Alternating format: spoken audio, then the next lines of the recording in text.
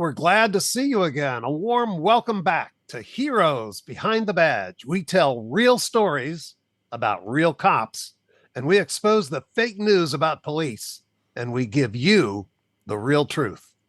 This podcast is brought to you by Citizens Behind the Badge, the leading voice of the American people in support of the men and women of law enforcement. Citizensbehindthebadge.org. I'm your host, Dennis Collins. Let me introduce my colleagues. Bill Erfurth is a founding board member of Citizens Behind the Badge. He's a retired Miami-Dade police lieutenant with 26 years of decorated service. And alongside Bill today, let me introduce the founder, the president, and the CEO of Citizens Behind the Badge, Craig Floyd. Many of you may know Craig as the founding CEO emeritus of the National Law Enforcement Officers Memorial in Washington, D.C. Welcome, Bill. Welcome, Craig. Today, gentlemen, we have a distinct honor. We are welcoming to our podcast James Kuzak, a law enforcement veteran whose story of sacrifice and survival embodies the true meaning of heroism behind the badge. Jimmy served with distinction in Washington County, PA, where he spent 9 years as a narcotics detective before he joined the City of Clareton Police Department. As a certified defensive tactics instructor, he brought valuable expertise to his fellow officers. He currently serves as a Glock brand ambassador, a Team Glock adaptive shooter, and a certified firearms instructor. If you haven't heard Jimmy's story, please stay tuned. It's an extraordinary story of courage. It was featured in the documentary film Heroes Behind the Badge, Sacrifice and Survival. Today, he continues to serve the law enforcement community, and we're proud to have Jimmy as a member of the Citizens Behind the Badge Law Enforcement Advisory Board. We are honored, we are privileged to have Jimmy here today to share in his own words his powerful story of resilience and dedication. His journey is an inspiration and a testament to the spirit of the men and women who protect and serve our communities every day in law enforcement. Jimmy, you've been a great friend. You've set an outstanding example of what heroism is all about. We're honored to have you here with us today to share your story. Welcome. Good to see you. Thanks, Dennis. It's good to see you as well and to sit here and speak with all of you. It's always a welcoming and heartfelt conversation with you guys. Well, we've always enjoyed being with you and your wife, Chris. And today, for those who haven't heard your amazing story, we get a chance once again to never forget your heroic actions, your courage, and your dedication to the law enforcement community. So I'd like to ask our leader, our fearless leader, Craig, to start us off today. He and Billy have some questions for you. I may chime in if they get off course. You know, sometimes they get a little, so I've got to step in and fix it. No, not those guys, but I'm sure they'll do a great job of letting you have a chance to tell your story. Craig? Sure. Okay, you are truly one of those heroes behind the badge, and we love to showcase people like yourself on this podcast. But, I'm going to take you back to May 13th, 2013. That's when you and I first met. You were our July 2012 Officer of the Month at the National Law Enforcement Officers Memorial Fund. We were having our annual Officer of the Month tribute luncheon. You were one of our 12 honorees that day, and I'll never forget the first time we met. You were looking really good in your dress uniform. I seem to recall your parents were there with you, but really what stood out for me that day in our first meeting was this beautiful blonde on your side. She was really striking, I must say. And I remember it like it was yesterday. And here we are 12 years later, still good friends, still staying in touch, still working together. You were one of the first people I reached out to when I wanted to form a law enforcement advisory council. I wanted to pick some officers that I had the highest respect for, and you were certainly one of those officers. You have quite a story to tell, and I was looking back at our Officer of the Month tribute and the write up we did for you. It still appears on the National Law Enforcement Officers Memorial Fund's website. Anyone can go there and see it, along with all the other officers of the month we've honored over the years. But it said, Patrolman Kuzak believes that if anything good resulted from his encounter with the two gunmen, it was an opportunity to shine a light on the law enforcement profession and raise awareness of the courage and bravery of the men and women who serve. And Jimmy, I couldn't agree more. That is what you have been, a inspiration to so many with your story. And I'd like you to take us back to April 4th, 2011, to the incident that changed your life forever and put an end to your 18 years of distinguished law enforcement service. Tell us what happened that day. It's been a little while since I've thought about it. This far removed from it, you kind of set yourself apart from it and you move on. But going back to it, once you start thinking about it, it's all right there. And on April 4th, I went to work. It was probably, I think I started my shift at 8 p.m. that night. Or no, excuse me, it was at 4 p.m. And I was going to be working through the evening with my two partners, Matt McDaniel at the time and John Steiner. So just a normal day to start off. You go in, you review your reports, you see what the guys are up to, what calls we've had, and then you go out and get in the car and you start your patrol. And we had a few calls that evening, nothing major. I think we believe we had a domestic. And as the night went on, it started to rain. Western Pennsylvania in April's a very rainy month, usually pretty cold, but it wasn't too bad. I remember at least preparing for work that night wearing a long sleeve shirt. And we got on the road. So it was about, I believe we got the call. It was around 10:47 or 10:45 that evening. We received a call to go to Miller Avenue for what was considered a disturbance.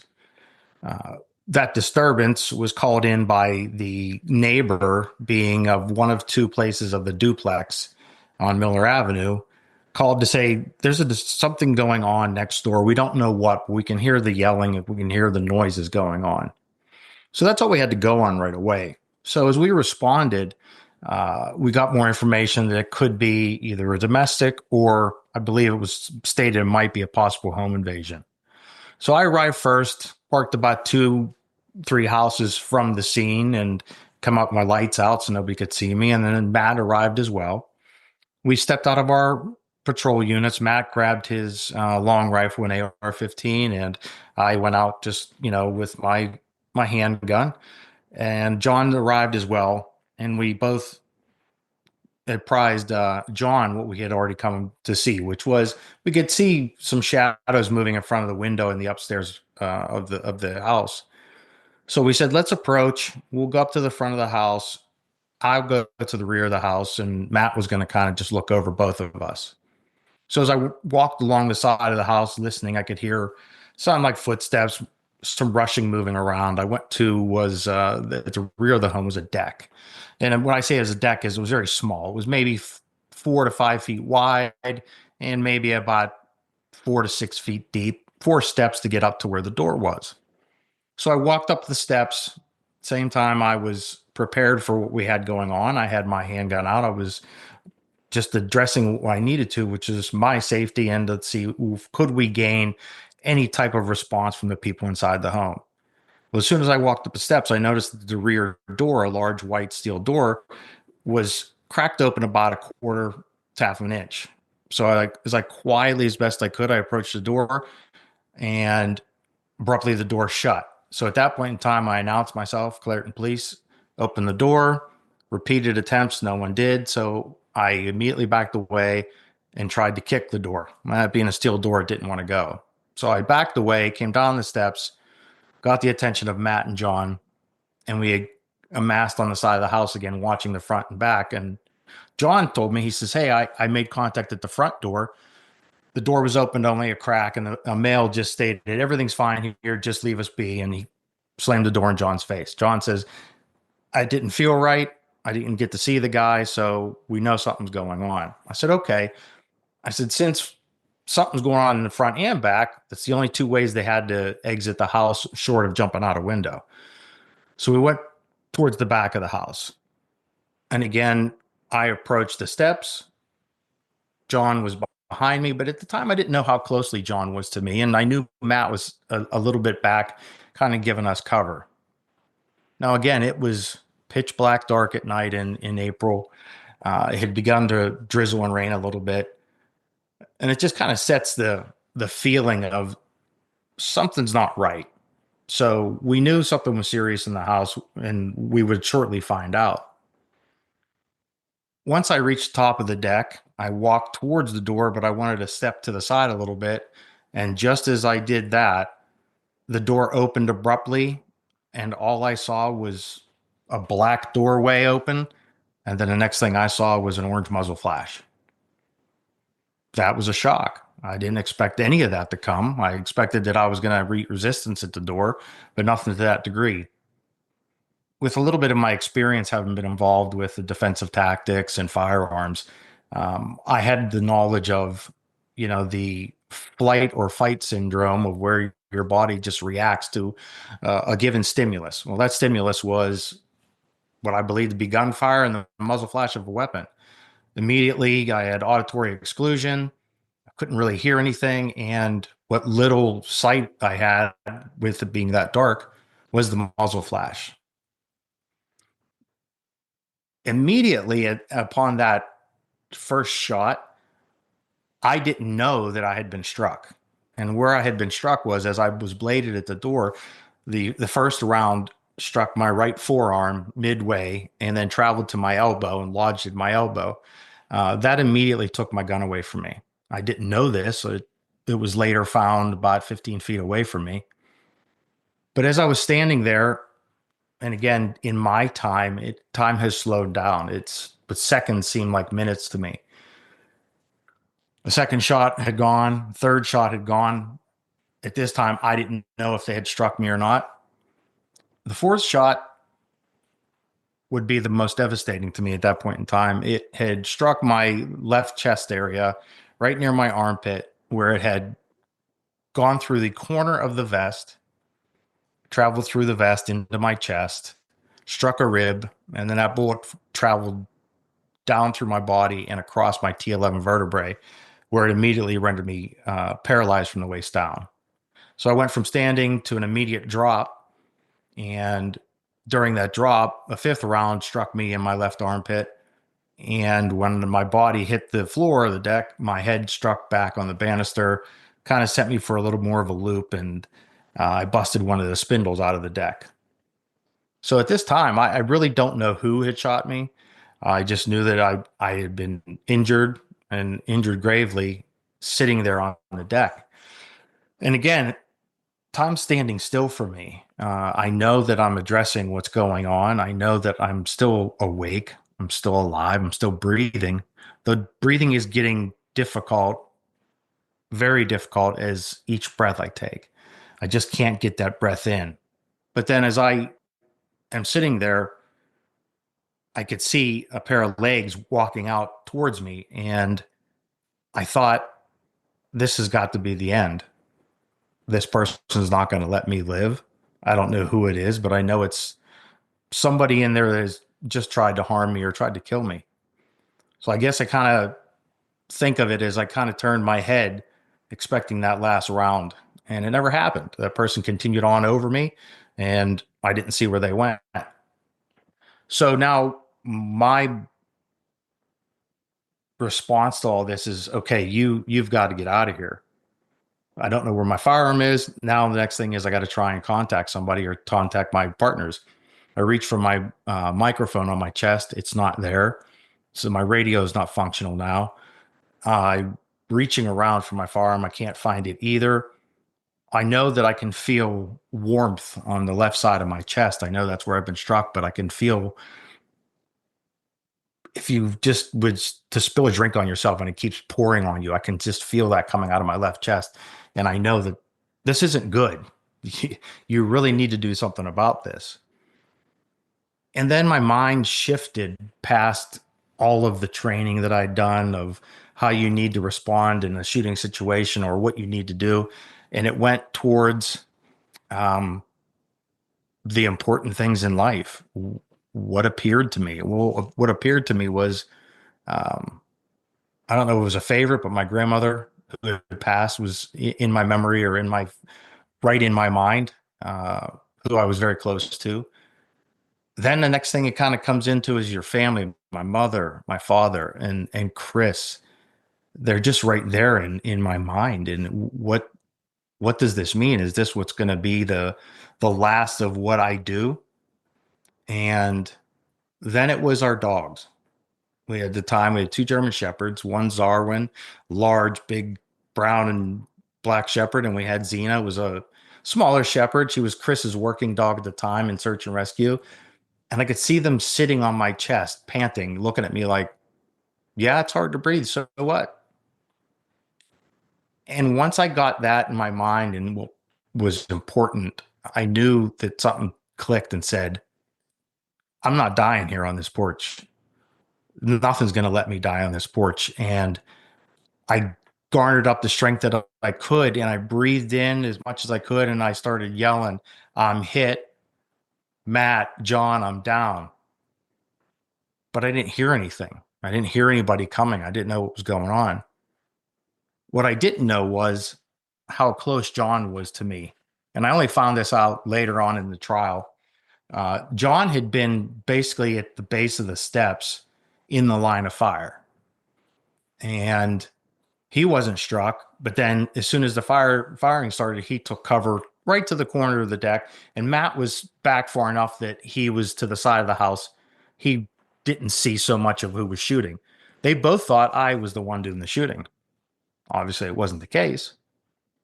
So now that Matt and John saw a person run through the yard, they began to give chase and ran about the 10 yards to the alleyway and got to the alleyway, maybe a little bit deeper than 10. They started to run, and then Matt said he heard something, which must have been me. And he spins around with his AR and has a flashlight on it and comes up to me on the porch. Now, at the time, we were all wearing black BDUs, a little subdued with the colors, and we had on silver patches that were subdued kind of lettering on them as well. And he come up and he saw the body. He's like, okay, there's one of them. And then he looked and he said, that's Jimmy. He yelled for John and they came back. And at that point, that's when they knew that, hey, I hadn't been the one doing the shooting.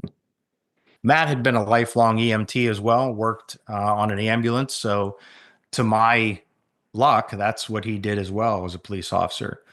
Matt immediately slung his rifle to the rear, told me he's going to have to pull me off the deck. Matt pulled me off, threw me up over his shoulder. Now, Matt's 5'9", just over 200 pounds, but, I'm probably over 205 with all our gear on. And he humped me up over his shoulder. My head was over his back, and he started running me out to the front of the house with John giving cover.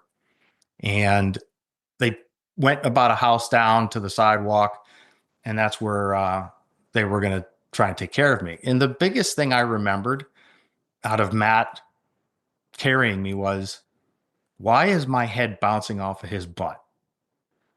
And to me, it's funny. It's funny now that I think about it because, okay, you're probably in the process of actively dying, and this is what comes to your brain. So when we get out to the sidewalk, Matt says he placed me on the ground. I say he dropped me because I felt like my head hit again. So that would have been number 2. But then Matt says, Jimmy, I got to find out what's going on. I said, okay. And it's blurry what I see. I don't really see everything. I don't know if that was just from me hitting my head or just the entire situation and what was going on. Matt ripped my shirt open, took my vest off me, and he said, Jimmy, this is going to hurt. Now, at this point in time, I haven't felt pain. I didn't know what was going on other than I knew I was wounded bad, and let's say I was hoping for the best. Matt reaches up and grabs at the side where the bullet went in on my left side. And that was the first time I felt pain. And boy, did I scream out in pain. And I remember feeling the rain on my face, him working on me, John speaking to me. And then I heard another voice that sounded familiar. Well, at this point in time, I didn't realize they did know. And the guys were giving out every command they could. And in Allegheny County at the time, you're dealing with a large county that had 127 different police departments, three major city police departments, and a sheriff's department. So when we need assistance in small departments, they dispatch will call out an all call, which is any and all available cars respond to our location in the city of Clairton. So as that was already happening, I started hearing sirens. Another officer from another department had arrived, and I remember hearing his voice, and he says, "Jimmy, it's Timmy." I said, I know, Tim. I can hear your voice, but I couldn't do much else. I remember the ambulance arriving. I can hear them coming up. I hear the common sound of the stretcher being pulled in, and now they're starting to work on me. And they immediately lift me up, toss me on the cot, and start moving me towards the ambulance. I hear all these voices, and I'm just trying to stay alive. I'm just trying to breathe. They try and get me in the ambulance, and I remember hearing them say, "Get the damn cot in the ambulance already." Well, for some reason, you're hurrying. It just kept smacking off the back of the ambulance. They couldn't get it in. They get me inside the ambulance, and it starts. Uh, I was fortunate enough to have a long-standing paramedic on the ambulance, a long-standing other EMT paramedic on the ambulance, and a young girl who was just starting her EMT career. So I later find out it was quite the shock to her, and unfortunately, she quit EMT and stuff shortly thereafter, and I can understand why. It's seeing somebody, let alone an officer shot, is very difficult. So once in the ambulance, the doors close and we get on our way. And I could hear that, they were intending on having me go by life flight, or at the time we had stat medevac as well. Well, within the city of Clairton, we still have a functioning steel mill. So at that point, they have a helipad, and that's where we were not but 2-3 minutes away from. But the rain had gotten so bad that stat medevac said, "We can't fly." Okay, that's kind of a bummer. Let's see what else we can do. So they take off in the ambulance, not wasting any time. Well, Doug driving the ambulance got ahead of the police car. So he's the lead vehicle now. As we went down 837, commonly referred to as it's State Street to us, but it's a major thoroughfare for everybody traveling along the river. A car pulled out in front of the ambulance, and he had to avoid that. And I remember when he did that, part of my one leg fell off the cot. They had already had an IV that had been ripped out because the paramedics and the EMT couldn't see as well as I. So trying to right yourself in an ambulance where you can't see is a difficult prospect. So I remember, I don't know who in the ambulance said, "Well, can you pick your leg back up?" I says, "No, I already told you I'm paralyzed." So I knew it. I don't know how or when I quickly knew it, but I did. It's a How did very you weird deal with fit. that, Jimmy? Yeah, you realize you're paralyzed for the first time, maybe. How did that hit you? Craig, when it was going through the process, I don't want to say a process, but through the incident, it didn't register like that was an issue at the point in time. I just knew that my legs weren't working, and a feeling that you've never felt before. I heard this described by another person, friend, or what you want to call paraplegics or quadriplegics. They say, put your hand on a desk or on a countertop and try and only move your ring finger off of that countertop. Most people can't do it. Your middle finger follows or anything, but just to move just that finger, you sit there and you're telling it in your mind to move, but it doesn't. Well, that's kind of how it is. I'm trying to tell my legs to move. I'm trying to say, let's get up and run, but it doesn't happen. So that's kind of like your first, thing right there, that it's not working. You don't know why, but let's move on. And that's kind of how I dealt with it immediately. But the bigger thing was I really couldn't breathe. What I didn't know was that that bullet pretty much destroyed most of my left lung. So, and at the time, I was told that my right lung started to collapse as well. So I remember in the ambulance him saying he's going to have to poke through a needle into my chest to relieve the pressure and the air and the buildup in there. And he did, and it helped a little bit. And then it started going south again. So he did it on the right side as well. And that, I guess, helped him breathe a little bit. But still, to me, it was so difficult. I don't even know. Everybody has run. You know what it's like to kind of exhaust yourself in running, or to some point you're huffing and puffing and trying to get that breath in. And that's kind of what's happening, but there's no relief to it. I can still feel the pressure of the blood coming out of my left side. You just feel it. It's that warmth of um, just itself coming down onto your body somewhere. Well, fortunate enough, the city of Pittsburgh has 3 trauma level hospitals, and we were only, on the better end of 20 minutes from it. Our ambulance trip, they told me, took about 17 minutes. And I remember the whole hearing the backup beep on the ambulance when we backed up. And then they opened the doors to the ambulance. Most of the lights shut off and the exterior lights turn on. And I could feel being drug out on the cot and going into the hospital. And another thing, it's oddly how it strikes you, is you go in a hospital, I'm looking straight up to the ceiling and I just see the lights going by. And it just reminded me of seeing the sitcoms on TV of ER and stuff, and how they drop back to showing you those lights. And I'm like, okay. And then I started hearing all the voices, everybody running around trying to do things. And I remember talking to the doctor, asking me, what hurts or what can you feel? And I said, well, nothing greatly hurts other than I can feel right on the right side of my ass. It just is burning. And he's like, okay. And then I don't remember anything, but to me, what was the end? And what it was is still having some level of consciousness, and then going to solid white. It wasn't black. It wasn't anything. I wasn't nervous. I didn't know if it was me going out or them putting me out. And that was the end of the night for me. It just kind of ended that way. Basically, as I recall you telling me before, that it was those first 48 hours that were so critical to your survival. There was a lot of concern about whether or not you would actually live through this ordeal. And you did, and you look great today. And you've got a pretty good life, my friend, especially with that striking blonde Chris still by your side, by the way. Um, Bill, I know you have some questions for Jimmy, and maybe you can pick up the story in terms of what happened to these 2 thugs, the criminal justice process that took place afterwards. Why don't you go ahead and take us there? You did a documentary telling Jimmy's story. You know it as well as anyone.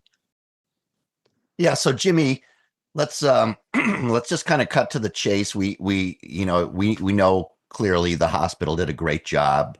I know the stories and the trials and tribulations at the time you spent in the hospital.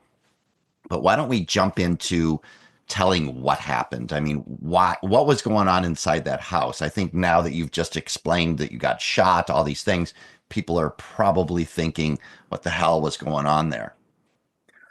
Yes, it was quite odd.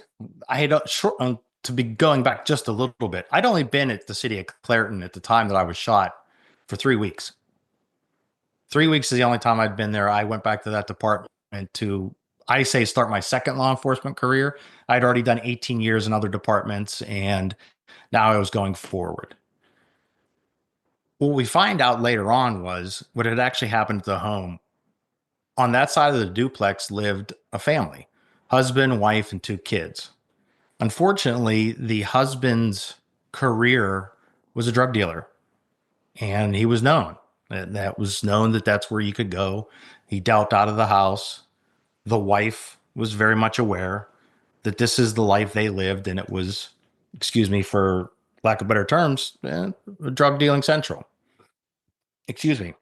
So 2 thugs, as we described them, arrived at that door at about 10:45 at night knocking on the back door, claiming to be the FBI and to let them in. I don't know about you.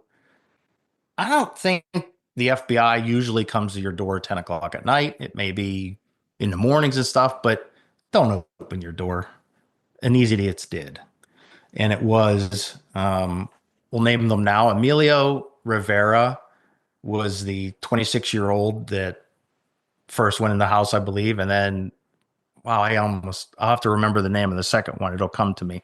They went there saying they were the FBI, and their intent was to go into that house, get the drugs, get the money, and I guess get out. That didn't happen. They got into the house. They immediately grabbed the husband. They get the wife and they get the 2 kids and they take them down into the basement. And in the basement, I guess, from what I'm told, the husband gets pistol whipped, gets beat up a little bit. And then they took one of the children, and I can't remember which, and they either placed the gun to his head or to their mouth and said, "We're going to give us the drugs and the money, or we're just going to kill your child." So Emilio grabs the wife, takes her upstairs to retrieve the drugs. So they go to the 3rd floor of the duplex. And at the 3rd floor, he gets, I believe, the cash and the drugs. But at this point in time, he's gonna rape the wife. He has her up against the wall, had already pulled her pants down, and was, this is her description, kissing her on the neck, and I guess right upon that precipice to rape her. And it just timing of that is when I arrived on scene and I could see that light on in that 3rd floor. Well, at that same time, whatever caused him to look, saw the police there as well.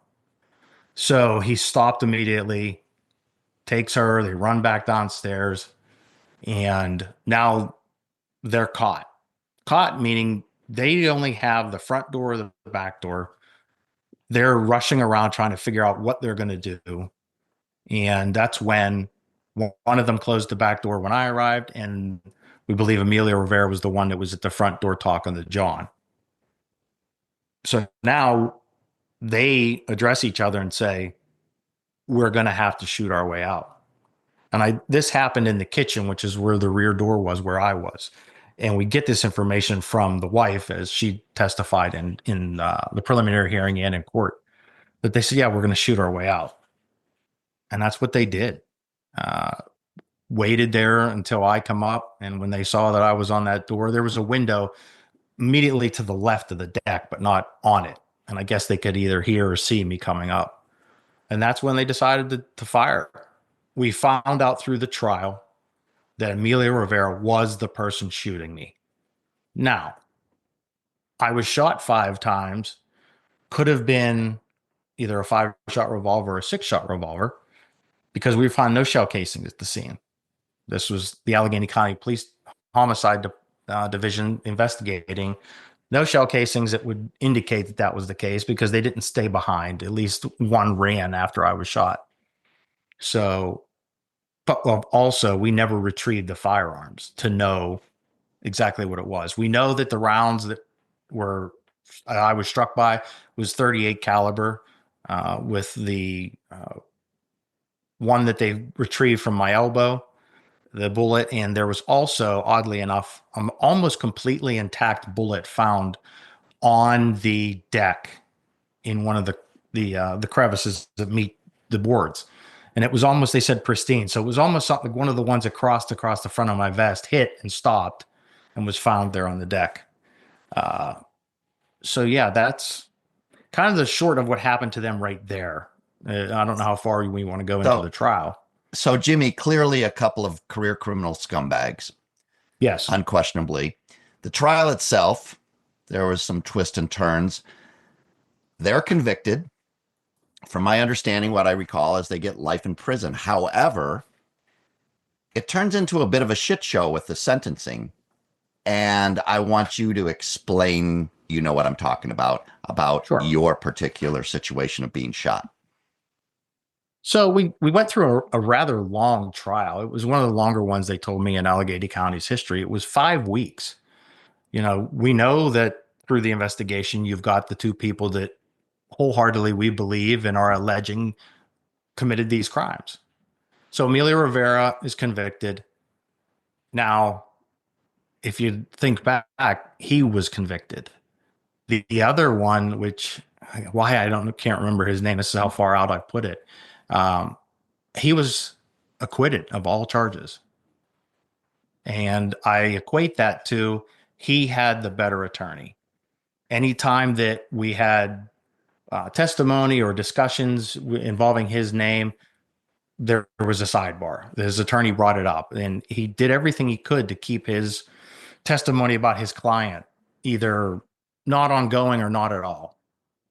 I mean, that's unbelievable to me, if I just might cut in, that I thought anytime there's an accomplice to a crime, they may not have fired the gun, but clearly they were part of the crime and thus they should pay the penalty. How in the world, whether you have a good attorney or not, I mean, how do you get off when this involves, a attempted rape, home invasion, shooting a cop, nearly killing a police officer, and this guy gets off scot-free? I can't understand that. I just remembered his name, Marcus Andreyko. And there's a little bit of a separation that came out in trial. Emilio at the time was 26, and at the time, Marcus was 18. We later find out that the reason they knew that this house was the guy that had the drug dealer was Marcus had dated one of the girls that was in the other side of the duplex. So he had been over there many times. He already knew that but the guy there that lived there, he was a drug dealer. So this is how they knew, because Emilio didn't live there. Marcus didn't live there. So that came up in trial as to why. How he got acquitted, I have no idea. I only look at that as when you look at a jury, sometimes they just aren't the people you would like there. They're supposed to be your peers. Sometimes peers aren't all that intelligent. I equate this to, we've all seen it. How many years has CSI been on TV? How many things do they accomplish in an hour that in real life takes years? So when you go through the trial and you see what comedy of errors occurred, you can kind of understand that, yeah, I can see how he got acquitted because there was just too much going on. There's just so many things to enumerate that happened in the trial that you just can't believe. We had one of the jurors tossed because it turns out they did not admit that she was a friend of Emilio Rivera's sister who was sitting behind him. She worked together with her in a nursing home. And the reason we found that out, Chris's mother went to the trial one day and said, "Hey, I know her," sitting on the jury. And she told Chris, "How do you know her?" Chris says, "What's going on?" She says, "We all worked together in the nursing home." So we had to remove her from the jury. So then you put another person on one of the alternates. And then one time when I was sitting there, this is one of the smaller courtrooms in Allegheny County. Mind you, the Allegheny County courthouse was built in, I think, late 1800s. So it's literally this old, massive building that doesn't have courtrooms you see on TV. They're not very large. They only have a few. So the jurors were literally 5 feet away from where I was in the gallery. There was only 2 rows of seats for the gallery. So they leave the courtroom, the jurors start filing out, and the last juror, when the door opens, it literally comes to the point where I can grab the doorknob and hold it. So that's what I did. I held the door. And as the last juror, a female, walks out, she said, "Thank you." And I said, "You're welcome." Come back from lunch, there's a sidebar, and the judge states that the defense attorney stated that I had contact and was speaking with the jury. And it was over because I said, "You're welcome." So they didn't toss that juror out, but that was something that came up. That another complaint from the defense that went to the judge was, we asked the judge stopped after lunch and stated, "We'd like to ask the Kuzak family to stop giving the defendants the death stare." Well, my father was seated next to me and sitting there, and I'm sure looking at them intently with rage and anger in his eyes. And the defense attorney brought that up to tell my father, basically, don't do that. How do you do that? How do you tell somebody sitting there knowing that these people tried to kill his son, and um, and you sit there and you tell this man, no, you can't do that. And I was so concerned that I actually said to one of the deputies in the courtroom, I said, could you please pay attention to my father, because I just don't know what's going to cause him to crack. I don't know if he's going to reach out, try and grab one of these guys, because that's the close quarters we were in. And I was concerned for him. We had another incident when they had a confidential informant on the stand asking him about Emilio Rivera admitting to him on tape that he should have gone back and finished me off and killed me. The defense attorneys were dealing with him, and as the prosecutor said to him, he says, well, did anybody ever know that you were the person telling the police what was going on? And he says, I don't think so. But one time I was out in a parking lot and these two guys, another guy approached me and said, yeah, we know what you were doing. And they basically were saying, you're the snitch. The prosecutor says, well, have you ever seen these people again? He's like, yeah, there they are. So we mean where they are. In the back of the gallery, there were two black males that weren't dressed appropriately for court. I would say more in gang colors. And he said, those two, they threatened me. So immediately the deputies have to turn away, go to the back, and place these two under arrest for jury tampering. Or not jury tampering. Can't find the words right now. Intimidation. Yeah. That's it. So now you have that happening in the middle of the trial. Everybody's having to get up and get back, and all the deputies come running in and they take them out. Bill, I know you have some interesting footage that you wanted to show. Jimmy, when we were together at the Officer of the Month luncheon, you had said you were optimistic that someday you would be walking again. And I know it's been a long haul for you, but I know you have made some progress. And Bill, you have some amazing footage of Jimmy actually going through his rehab and getting close to walking himself. Yeah, so I do want to revisit that with you, Jimmy, and you and I had the opportunity to do this film together, this documentary called Heroes Behind the Badge, Sacrifice and Survival. In the documentary, you and I go back to the scene of the crime, back to those steps of the back of the house where you were first shot. And we're going to show that clip, and then I want to talk about that just a little bit. Okay. And all I saw was the muzzle flash. When I went down, I knew I was paralyzed. I didn't know the last time I walked up those 4 steps was going to be the last time I was going to ever walk. That I recall being very emotional, not only for you, because of course that's the first time you've been back there, so it just brings back all of those feelings and emotions at that time. But it was emotional for me. Talk about that. It's odd, Bill. I hadn't seen that part or that video for some time. So looking back at the back of that house, it's bringing it back. It was very surreal because, when I took Chris was driving us that time, and you guys were following, and we pull up outside the front of the house in the daylight, and it's literally about the same place I pulled up to. Then we drove around to the back through the alley, and then that's where we got out. And it's just like, wow, this is right where this happened. I don't know. I mean, I've not had many life-changing events to this degree. So to be there was, I don't know if it was painful more than it was, wow, just being at this point in my life that night changed it. And it wasn't my doing.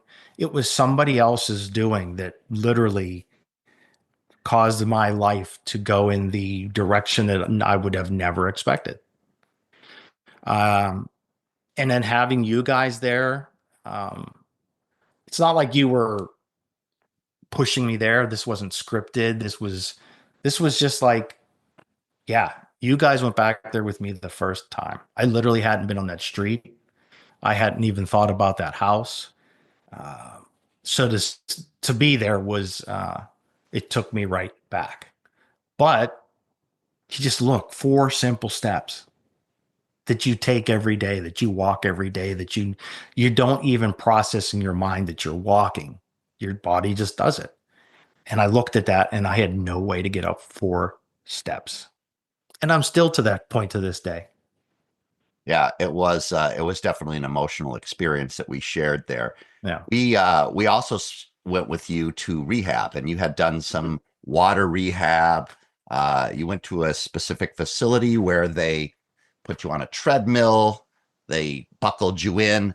We're going to share that video and talk about that as well. Sure. You know, in my mind, I'm going to walk it again. I don't want to say I'm ever going to get there, but in my mind, I'll get there. So are you still doing the rehab, I guess? And do you still have that same mindset? Oh, the mindset's there. I pretty much look at my everyday as there's so many things against me, but none of them are going to stop me. It's just the way it is. And I don't want to ever think about it any other way. I don't do the rehab per se that, you know, I go to a place and I do these things and I don't get to go on that machine. Most of my stuff now is just basically kind of related to my activities. You know, I work out. I get to do that at home, gym sometimes. I have an attachment now that's basically half a bicycle. It attaches the front of my wheelchair and I get to hand bike. So instead of pedaling with my feet, I pedal with my hands. And I go out to that and I'm usually up around now. With time, I've done, you know, up to 18 to 23 miles at a time. And that gives me a lot of good workout. My shooting career is taking me everywhere. You know, I get to go to all these different places and different ranges. And that's, you know, the movements and everything I used to do. I used to do it in a manual chair, which was kind of slow. But now I'm in a power chair that I have that I get to go a lot faster and shoot differently and be a little more competitive. So I get to do a lot of that. Will I walk again? And that's a perfect segue because that was, we wanted to kind of move this forward a bit in the interest of time, but also let's move forward to what you're doing today. And that is a big part of what you're doing today. And you competitively shoot and are sponsored by the Glock shooting team. And we've got a video of you, a competitive video that you forwarded to us. And we're going to share that right now.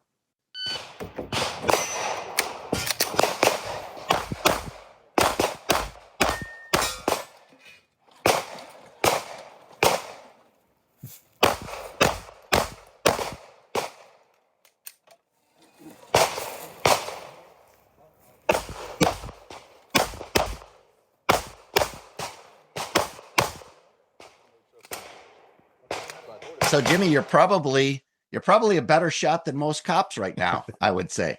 How is that? Talk about it.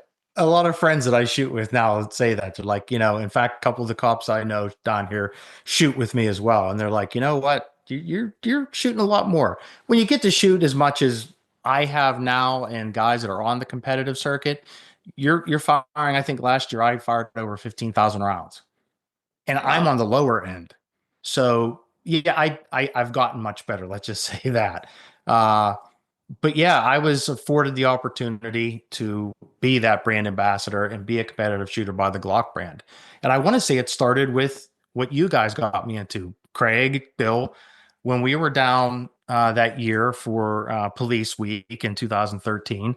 And one of the pictures I sent to you, Bill, was you, me, and 2 of the English bobbies were there. And we took a picture and we were at that, I believe it was the National Museum building behind the memorial.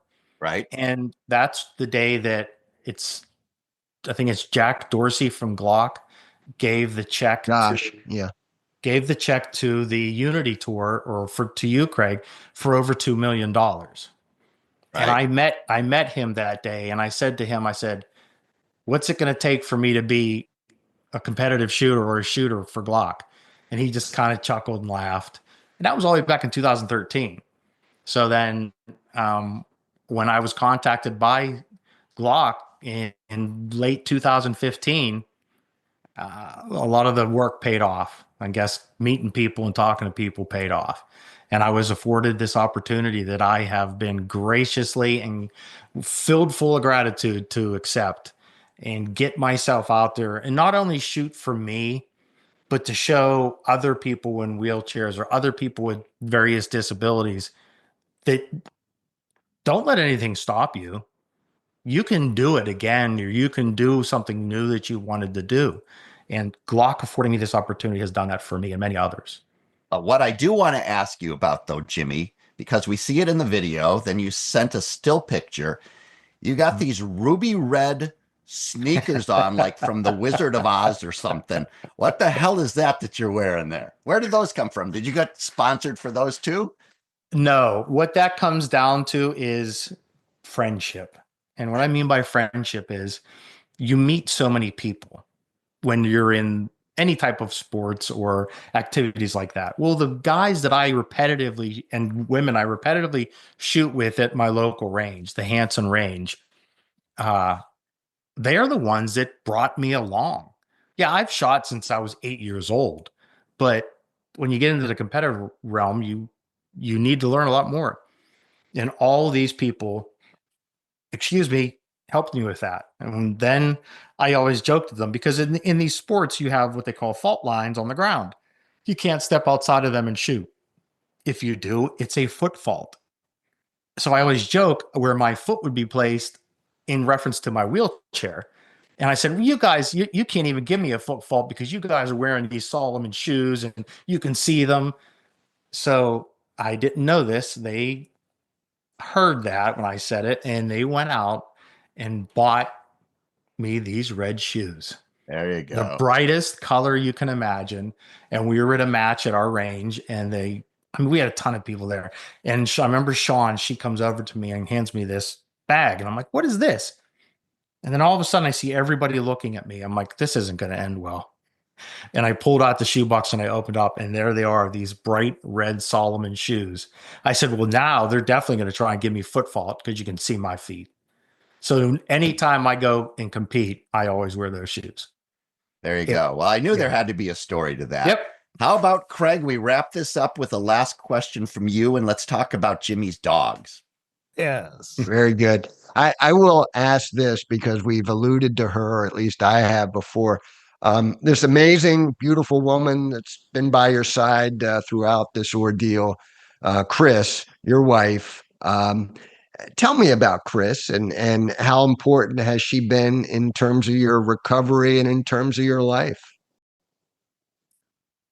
Wow, you guys really, if you want me to get emotional, this is it.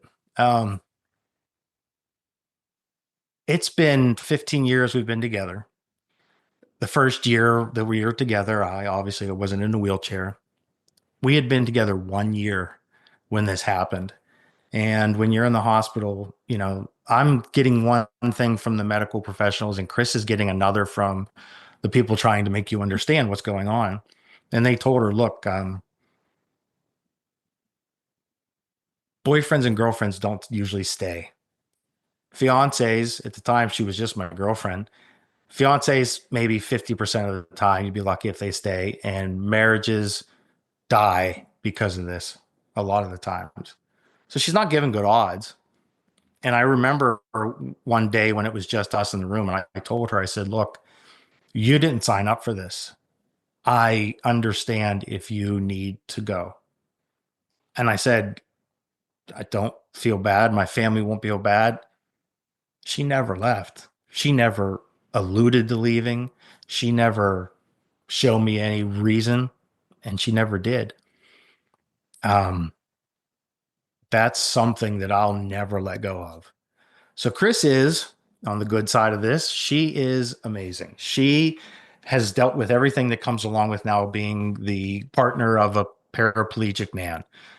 Your legs don't work. Your bowel and bladder program is something you have to monitor and do yourself repetitively every day. You don't do it like you used to. All the medical stuff that comes along with it, all the doctor's appointments that she's had me go to and go with me. She knows more about me and my body and what I have to do and take than I do. So that's just that part of us being in a relationship. Now, the fun that she brings to everything is that we interact greatly as we find something humorous in everything we do. And now at this point in life, we have 4 dogs. Not 4 small dogs, 4 large dogs. We have 3 German Shepherds and a Doberman. Uh, and they have been so much fun. Not always fun on the good aspect because they're dogs and you have to train them, but we've had some medical issues with them too. And when they're basically your children, you treat them as such. Chris has been on multiple occasions with different dogs.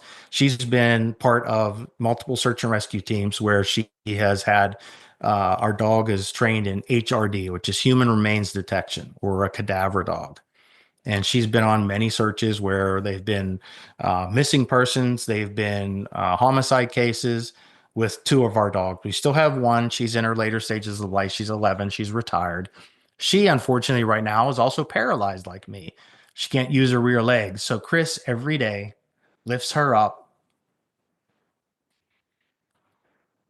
every day like she helped me, and keeps this dog in a happy life by taking her outside multiple times to go pee. Um, we get her in the pool. We have a pool that the dogs use more than us. So we're out there usually every good day, letting them swim, jump in and out. And that's what we do. And that's mostly the other part of our life. Chris gets to she lets me enjoy what I say is she just knows what I enjoy. And she's like, go do it. So that's the shooting part of it. And then with her and the dogs, man, she handles all of it. And she is who is supposed to be in my life. And she is a an great amazing love woman. story, both you and Chris, especially you and Chris, but also Yes. you and Chris and the dogs. And the Yep. dog. And I've loved every minute of it. Last question I have, I Sure. need to hear the answer. You have been paralyzed through a shooting incident because you were a police officer, putting your life on the line every day for the safety and welfare of your community, and it's cost you a lot. Do you have any regrets that you became a police officer and served for 18 years? No, never once. Never once. I talk to police officers now a lot. I've gotten some friends still in law enforcement, and I tell them I don't know that I could be involved in it today. I guess I'm just already that far removed. You know, my generation, I'd already had, when I was medically retired, I had 20 years on the job. So even the guys that trained me were all retired. So then now I become the person who's training other officers. And now I see today what's going on with why you created Citizens Behind the Badge, this defund, the police officers are no good. And I just, no, I can't stand for that. You know, if it wasn't for the police officers, who would you call? Where would you be? How would your family survive? I think a lot of people forget that we are the last standing line between you and crime and you and injury to your family. How many police officers do we see now that are involved in shootings daily? Daily, they're involved in shootings. I remember it was hard to understand that when I was a police officer that we have this many shootings. I know that I've attended too many police funerals. And I don't want to go to any more. But unfortunately, that's the air of what it is, that we're getting it back. I know with efforts that you've done and Bill and everybody on this board have created, and I see a lot of what people are finally fed up. And you can see that by where our political realm has gone. They're fed up, and police officers are getting back to doing the job that they're required to do. And now they're being let alone to do it again. So Jimmy, you the man, baby. You the man. I'll tell you what. You the man. You are, and this is what I'm going to leave this with. People need to know you're an incredible fucking guy. Incredible in so many ways. I mean, the strife and everything that you've gone through, people need to know you are, and I've said this to so many people, it is astonishing the absolute positive attitude that you always have. You're always upbeat, you're always happy, and you're an incredible fucking guy. Well, I appreciate that, Bill. I appreciate that coming from you. I've valued our friendship over the years. Usually when you and I talk, it's never serious. It's usually comedic in nature, and that's what I enjoy. He brings Absolutely. that out in us, Jim. He brings out that comedic, but he was a pretty good boy today. Oh, okay. He watched himself, so I Yeah.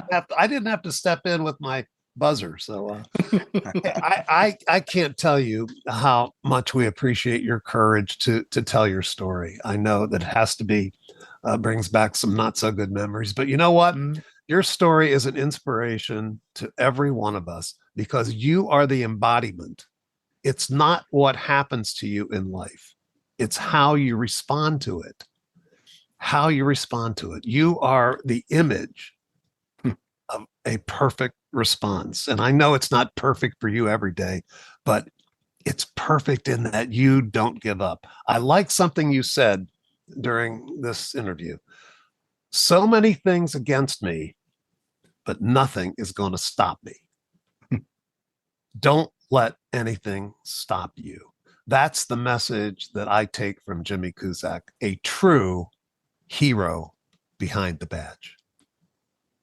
I appreciate the kind words. Thank you. Well, we appreciate you and thank you for telling the story. Absolutely. That is this edition of Heroes Behind the Badge. Real stories, real cops, and the real truth. And you got the real truth from Jimmy Kuzak today.